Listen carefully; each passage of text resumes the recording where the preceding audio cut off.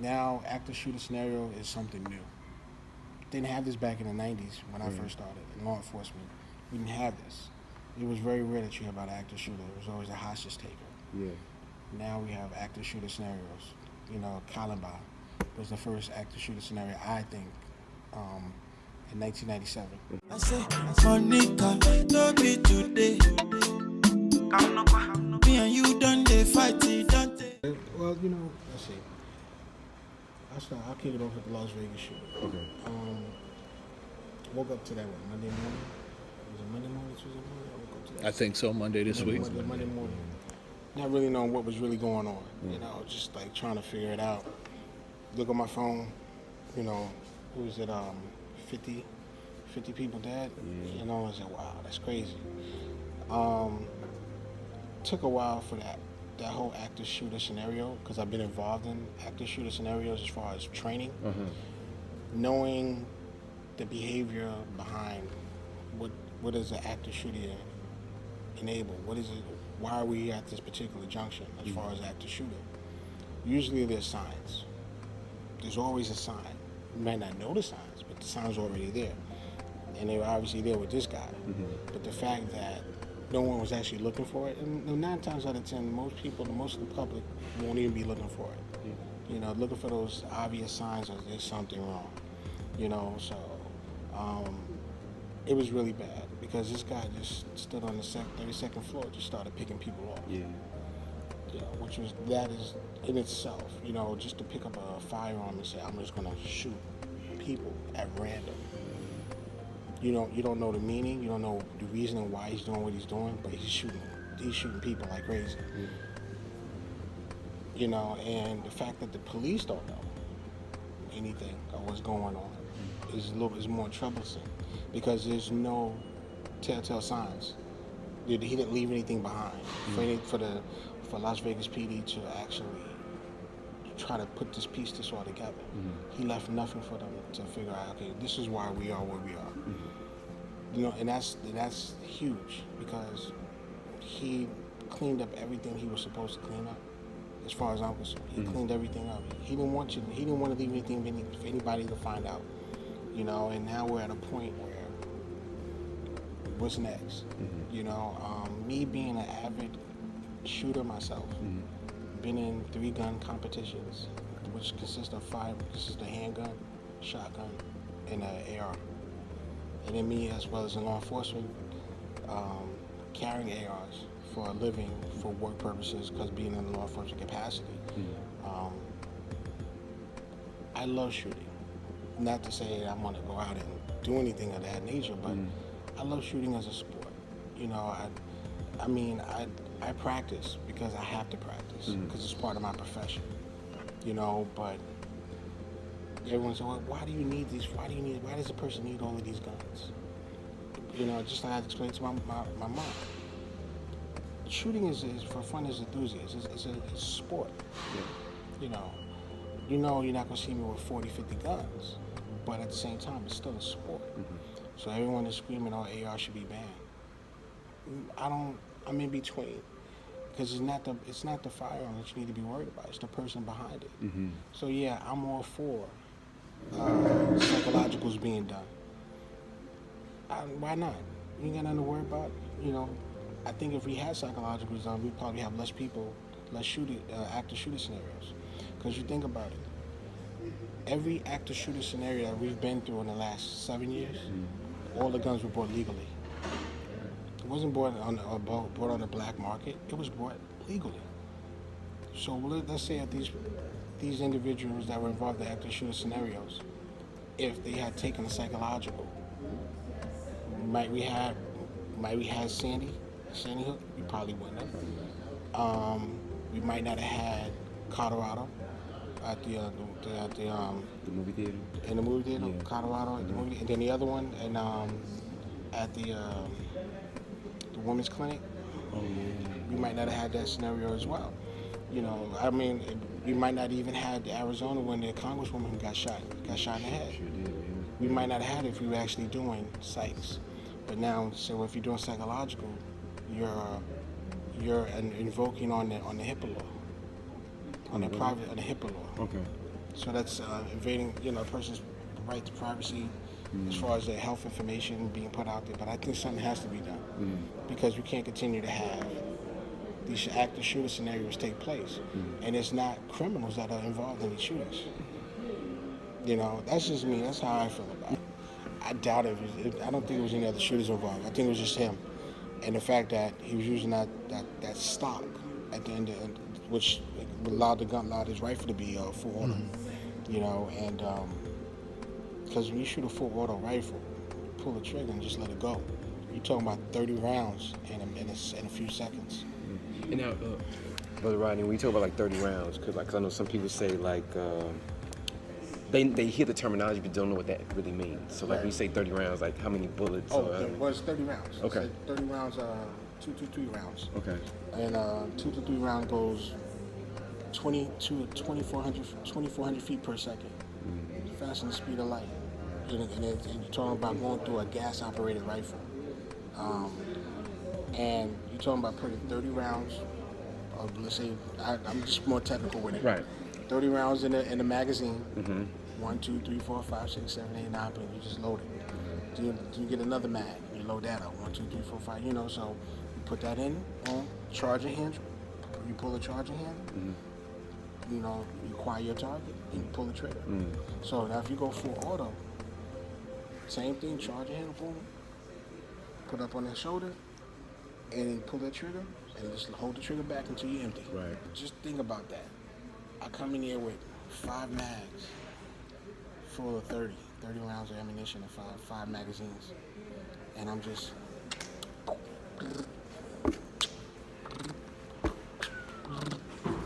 It's over 100 rounds right there. You know what I'm saying? That's over 100 rounds. Yeah. Cause I heard the shooter, I forget the guy's name, but I heard he had like multiple guns in the room. Guns. Yeah, multiple, and a lot of people were talking online about like how did he get all this firepower? Easy, it's very easy. I thought he put it together, like it was dismantled and he assembled it in the room. I'm not going to say I don't know if he had quite a few because he had a rifle, 308, right? He had a 308 rifle, I believe. Probably maybe 6 or 7, probably the most. Okay. He probably could have carried, plus the ammo, plus the handguns. I think he had like 4 handguns. Put 3, 4 rifles in a bag. In a discreet bag. You go where you need to go. And you think about this: the Mandolin Bay. There's so many people going through it. If you've never been to Vegas, it's so many people. It's crazy. And so many people. And you got everybody at the casino, you got thousands of people. So why am I going to catch this one guy? Right. One guy with a bag. Right. You know what I'm saying? Like, right. You got people right now walking with a bag. You have no idea what they have in it. They could be ready for World War III in that luggage and that carry-on luggage. You just never know. And it's not going to change anything. Mandolin Bay is not going to change how they do things because why? They want people to come in and spend their money at their hotels. They want them to come and gamble. People come in with hundreds of thousands of dollars. They want to feel free. It's going to be a minute before they get to feel like that again. But eventually it'll get back to it because people get back to status quo. They do what they do. Yeah. Just like here in New York, we had 9/11. People are back to status quo. Damn near 7 days after, everybody was pretty much back into their... You really think they're back to status quo? Because I walk around over the past years. I think the city has been changed, man. I think now, there's such a heightened level of... Oh, yeah, you see the people out there. You see NYPD out there, counterterrorism unit. Yeah, I do see that.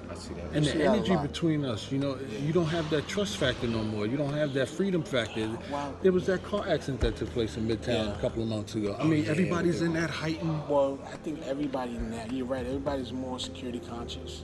They are looking more. You see somebody with the head wrap on, you start to look more at them. Is this maybe a possible terrorist? But I think normal. I was 9/11. I was down in 9/11 for weeks. I was down there for weeks. I was there that day, and things have forever changed. For me. I used to go to the World Trade Center on Wednesdays for jazz. They used to have open jazz on Wednesday nights. Wow. Because I work 4 to 12s. Okay. So I'll go sit there and listen to free jazz. Yeah. That's the only place you can go to. You can hear Bonnie James. Wow. for free.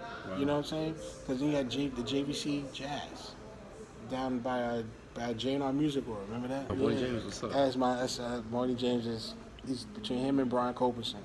Okay. I'm a big fan, Okay. huge fan. So I mean, that was my normal. Now, obviously, there's no more of that. Right.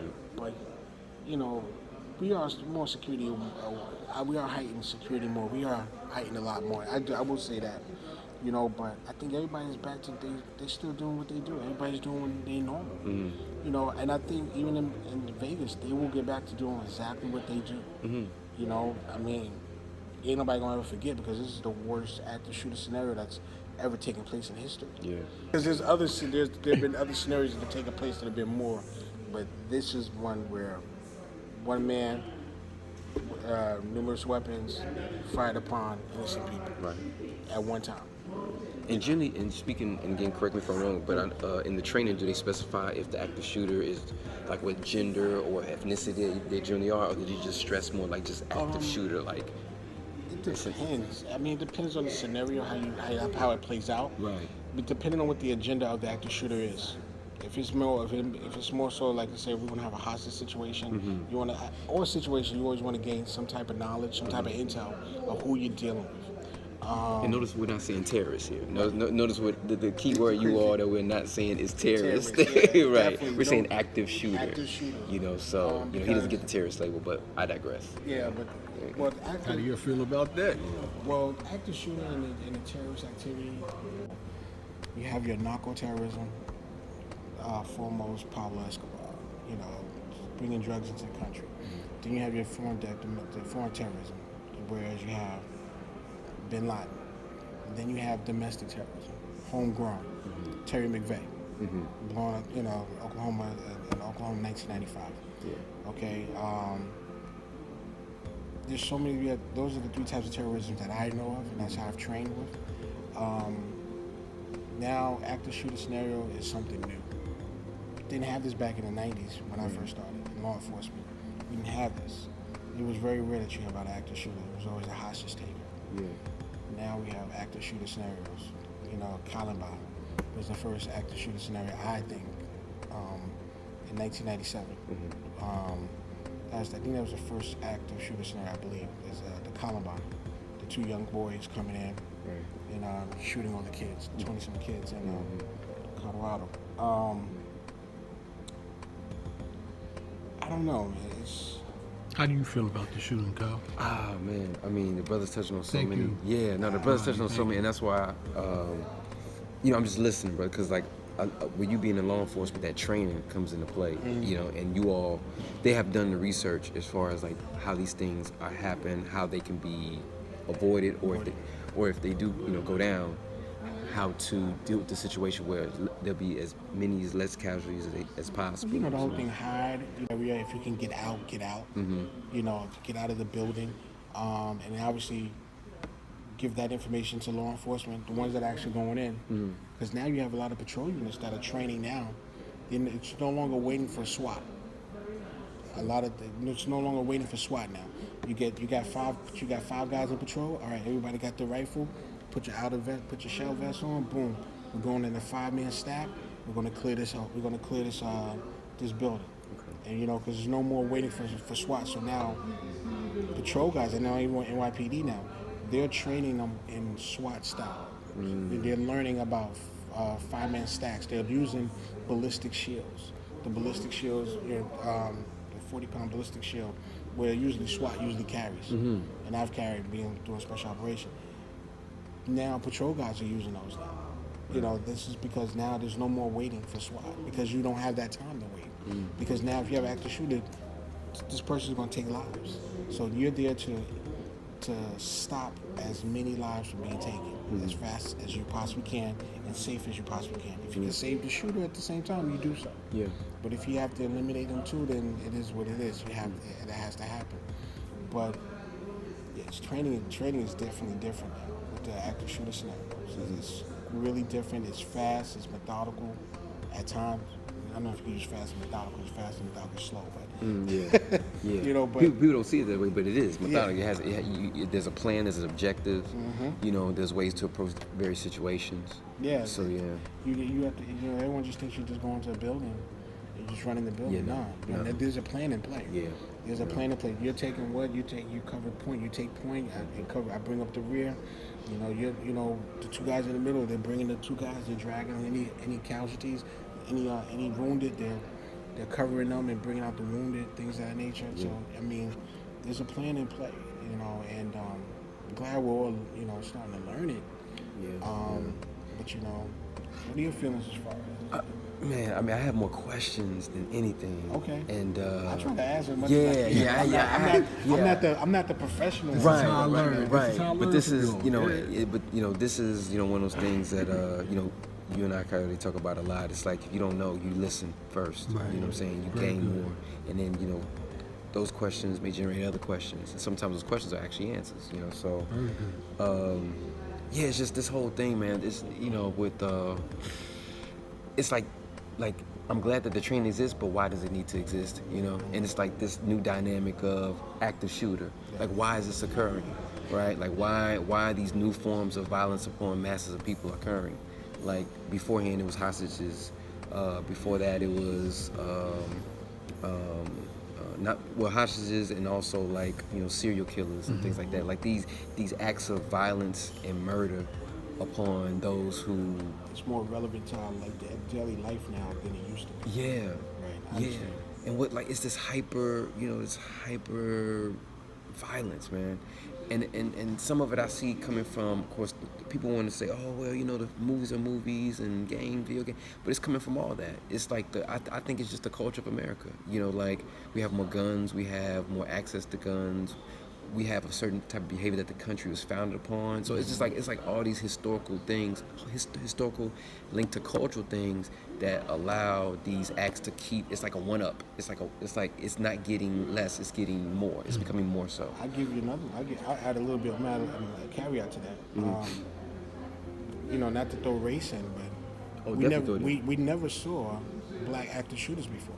And that's why I asked that question. Right? Before We never saw that. Now I can count so far 3. So far, the naval installation a couple of years ago. That was an active shooter, a black male. The most last year, Dallas vet, active shooter. He was black male. And then you have in Louisiana, active shooter, black male. Shot the 2 cops, the 2 Louisiana police officers. So we never. And not to interject my brother Rodney. What about the brother? Because I was thinking about this about a few days ago. The brother that was, he was like I think he was like a teacher or a counselor, and he shot the elderly man from his car. He filmed it. It was in Philly. No, it wasn't in Philly. It was like in Pennsylvania somewhere. Like it was in Ohio. Then it was in Ohio. Then I think he drove to Pennsylvania. But basically he had gotten fed up, like he felt like he was dealing with other people's problems, but nobody was dealing with his. And like he had just, I guess, separated from his wife. They were divorcing or whatnot, and he just, black male. And he said he had enough, and like he was filming himself saying, I'm gonna take somebody's life. I'm gonna take somebody like, I've just had enough. Y'all wouldn't listen to me. I tried to. And I was like, Very good, girl. yeah. I think. Wow. Yeah. You know what? More so, it's unfortunately we don't know what that person was thinking. Yeah.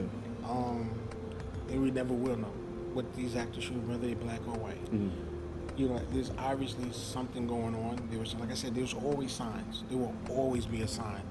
We just, as a public, we just don't see it. Not even the same with my training. I always see it all the time because I'm not around. Right. But it's just like when a person wants to commit suicide. What is one of the things that they do? They start losing weight. If they were big, if they start losing weight, they start giving away their valuables. Every day is, and I can tell from experience because I lost one of my partners. He killed himself back in 2002. He killed himself, shot his girlfriend in the mouth, and then he shot himself in the back of the ear with a service weapon. Me and this man, I go through a door with him any day. none of us saw it. And we worked with this guy. We trained for this stuff. Yeah. We didn't see it. I mean, yeah, he was a big guy. Where was a big guy? 6'4", weighed 300 pounds. He had just lost 100 pounds. So we just thought it was just the fact that, hey, he was a big guy. You know, we knew he had to lose some weight. Right. You know what I'm saying? Right. And so he's like, okay, he's losing weight, looking good. Mind you, I'm no longer in Florida at this time. I'm talking to him on a regular basis. I didn't catch it. You know, our conversation was all happy-go-lucky, not knowing what was going on underneath. And I got to myself, if I was there, I probably would have caught it. But honestly, would I have caught it? I don't know. I would hope I would have. Yeah. But I don't know. And it's just like now, we don't know what anybody's going through in their life. They're like people at that point where I'm like, no one's listening to me. No one is here for me. No one knows what I'm going through, so I'm just gonna do it. You know. And they go into this building one day and they're just like, you know what, I'm done. And I'm gonna take a few people with me. Yeah. You know, that girl that turned me down. She used to climb me all the time. She's the first to go. Right. You know? But this boss was on my ass the whole time. He always riding me. Boom. He or she, they gone. You know, it seemed like people that they had issues with, they're usually the ones they hit first. I could be wrong, but I think that's one of the things. But you just never know, man, what a person is thinking about when they do things like this. You just never know what's going on in their mentals, what's the mental side of it, why. Yeah. You know, we just know about it afterwards, and now here you are, law enforcement is at the point where now they got to piece all that together. Which is crazy because now you got to talk to people that knew him. You know, what was his demeanor that day? How did he look that day? You know, what about the weeks before? You know, just like the shooter here that's in Vegas. They're looking for the girlfriend, talk to his girlfriend to find out what was going on with him. You know, if they thought maybe the fact that he had just sent her $10,000 to the Philippines, but it was just for a house. Right. You know, put the money down on the house. It had nothing to really do with anything. So now they're waiting for her to come back so they can talk to her. What was his demeanor the week before, or the months before? What was he doing? How was he doing this? You know. Yeah. It's just putting the puzzle together. Yeah. And it's unfortunate. I say, Monica, no be today.